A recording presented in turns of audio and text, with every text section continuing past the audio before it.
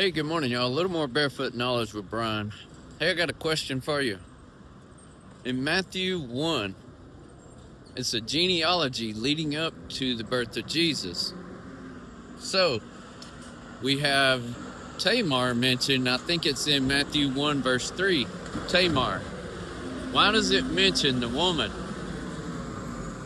that gave birth to this child when all the rest is just the men? So-and-so begot so-and-so, so-and-so begot so-and-so. But there's only like 2 or 3 women mentioned in all this lineage. Why is it of importance that Tamar's name is mentioned? So if you go back to Genesis 38, you read the story of Tamar. You realize she was married to Ur. She is given into marriage to Ur, Judah's son. He dies because he's very evil before the Lord. Then she is given over to Onan, which would be his second son. So his second son refused to give an inheritance of a seed to her for his older brother. It says he dropped his seed or spilt his seed upon the ground. So he dies. So he has a third son. I think Judah knew the dangers of this woman, Tamar. He said, I've already lost 2 sons for this woman. I don't want to lose my third son. You stay away from her. So he makes her wait. He tells her, you have to wait till my son's of age and blah, blah, blah. Well, he gets of age and she's still not given to him. So she goes, takes on to her own mission to produce the seed. It's not a love story. It's more of a determination story.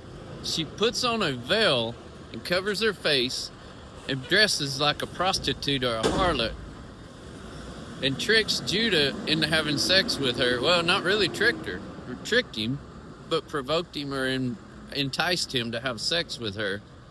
Gets her pregnant, and then she says, what will you let me have until you pay me? He gave her his significant ring and his staff. So, it was a determination story. She was determined to produce that seed for the inheritance, which actually put her in a lineage leading up to Jesus' birth. Anyway, it's an interesting read, but why is that important? It's important because look what Joseph did with Mary. Joseph accepted Mary by a dream. Joseph accepted Mary's word. Joseph accepted God's word to be an inheritance to God, to allow Jesus to be born and not put her away in shame. So it's an interesting story, interesting read in how it's 2 totally different stories of acceptance, determination.